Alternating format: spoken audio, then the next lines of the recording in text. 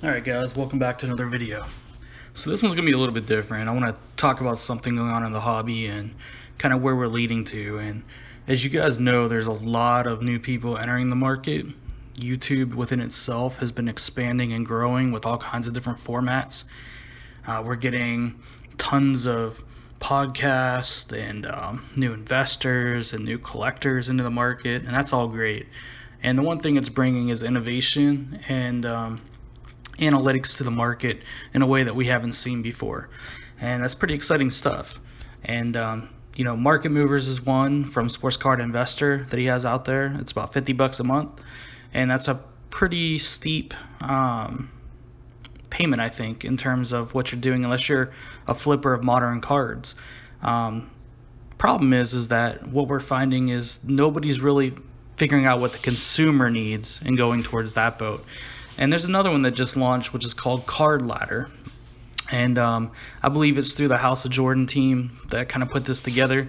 And I'm going to go through that a little bit and show you. I signed up as kind of the beta, and then it's $15 a month is what it's going to cost. But what I'm going to do is pull it up on the screen here and show you some screen clippings of kind of what we've been looking at, some of the feedback I've given them, and maybe get some feedback from you guys.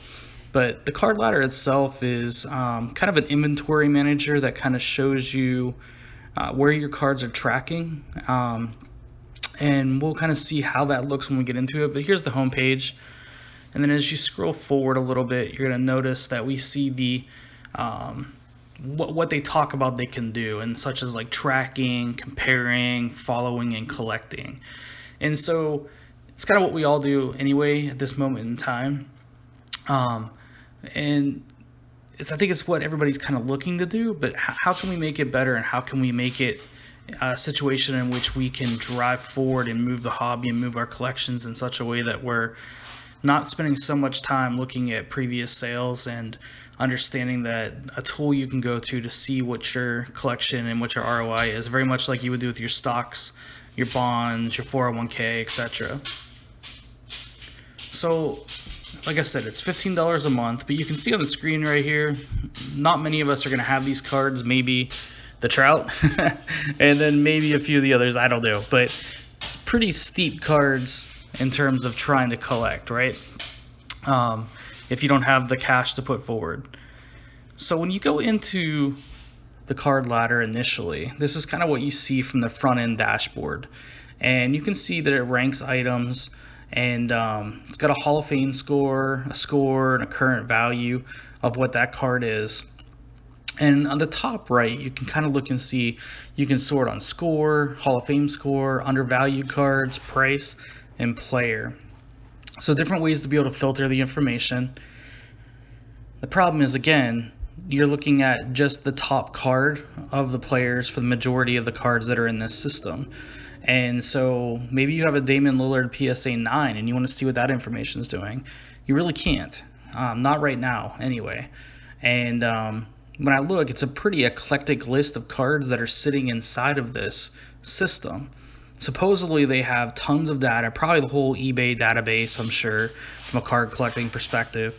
But in order to see those cards, you have to request them to be added, or you have to wait until that team gets the data set up. So I'm paying $15 a month for cards that I cannot technically look at myself right now, that maybe I do or don't own, okay? And so that's kind of a short-term concern, but then it's also, a long-term, how long am I spending money every month until it gets to a point to where this thing is working for me as a consumer? That's kind of where I'm looking at it from this perspective, is that if you want to currently see top line trends, then this might be a good deal. You can kind of quickly come in here and see, but I'll be honest with you, this is kind of a no-brainer. It's stuff that we all look at anyway in the hobby on a daily basis, going through just eBay or PWCs, and there's tons of other sites that show you sold listings as well. So if we move from here, what else can you see? Well, you can also dive into the card itself, which is pretty cool analytics right here. So from a visual perspective, you see the Devin Booker right here, 2015 Prism Gem Mint 10. So was the top card on the list just a second ago. Well, when you look at this card, you can see all the analytics behind it, which is pretty cool. You can see the all-time ROI, things like that. What I think is most useful is looking down here at these sales charts. So you can kind of see the 1 month aggregate, and then you can drill that down to 2 weeks even to kind of see what's going on.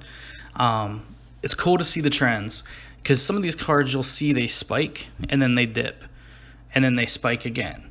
But what's nice is looking at certain players and understanding that sometimes those dips, even though initially you might think, oh wow, that's going down, I'm going to jump out of that player, still way higher than what the base was before whatever the lift was on that player. So still a great investment, still a player that you want to buy into. So this chart I think is pretty cool and pretty useful. Can I go on eBay and just pull past sales and kind of get an idea? Yeah, right? We can all do that. But I love the interface that this tool has.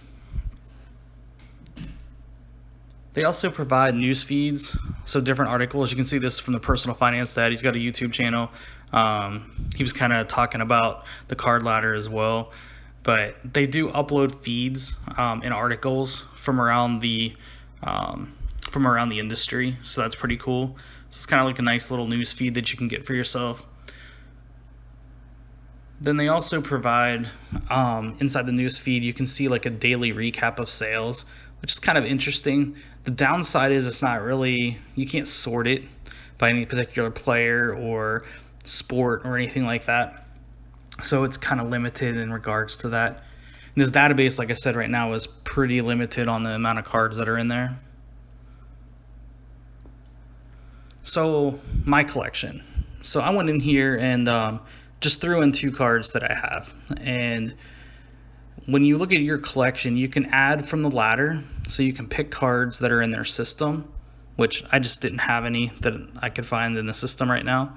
So I went ahead and added in my Jordan PSA 6 with all my information, and then the same thing with the Kobe Bryant Topps Finest Refractor. Okay, so you can see total value $5,700 for the 2 cards. That's just rough estimate on what they're selling for on eBay. You can see though that my chart for my total collection doesn't update. I did put a purchase date and an estimated cost in there, so it does already have cost, estimated value, and my purchase date in there. Even if it's arbitrary, it's still, you would still want to see it feed something into this chart, I would imagine.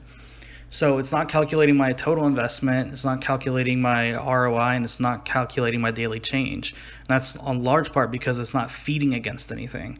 So this is where the biggest hiccup is to me, is that if you create a tool like this that from a dashboard perspective is very, very user-friendly, I love it. If you look at the bottom right there, you can click on just images and see your whole collection below, or you can look at it from this perspective, which I think is just amazing. I love it. I mean, this is absolutely something that I would love to have.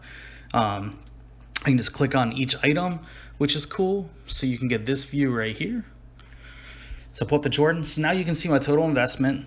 Say I paid $900 for the card. I purchased it on May 22nd, 2017. I don't know if that's right or not, but I just wanted to throw it in there.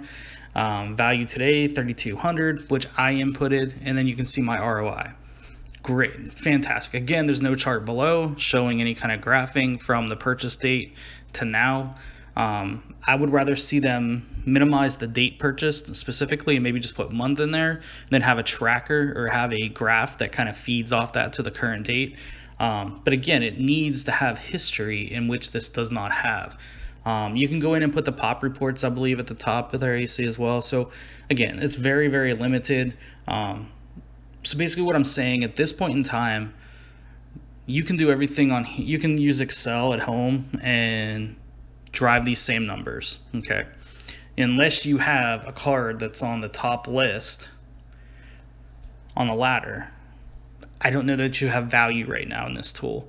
Not enough to make it worth $15, and not enough to upload your entire collection right into this thing. If say you have 10,000 cards that you need to upload, I think when they make it a tool that can utilize a listing off of eBay that you can merge directly with whatever your card is, and it has history behind it through whatever algorithm they're going to use to pull from that data and project it, I think that's fantastic. I don't think they're there yet. I'm not sure how strong their analytics are behind the scenes to be able to do that. I have sent requests to them already with some changes I would like to see, so we'll see.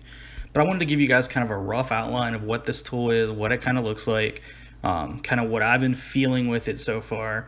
And again, I think the interface is fantastic. I would love to have it to where I could just go at the top of there and type in Kobe 1996 Topps Finest. Boom, it drops down a bunch of cards that are linked to history that I can pick from. Whether it's a PSA 7, a PSA 8, a PSA 10, whatever it's going to be, right? Refractor, gold refractor, you should be able to tie into that database at some point somehow. Now, if you do have a card that's in your collection, you can go ahead and merge it with a ladder card once it gets added, and then you will get the history with it. But that's a lot of work from a consumer perspective. I think there needs to be more automation into this system. But anyway, guys, I hope you enjoyed it. Not sure whether I'm going to stay sub to this or not yet. Maybe 1 month just to see how progressive it is in terms of updating. But anyway, hope you enjoyed. Have a good one.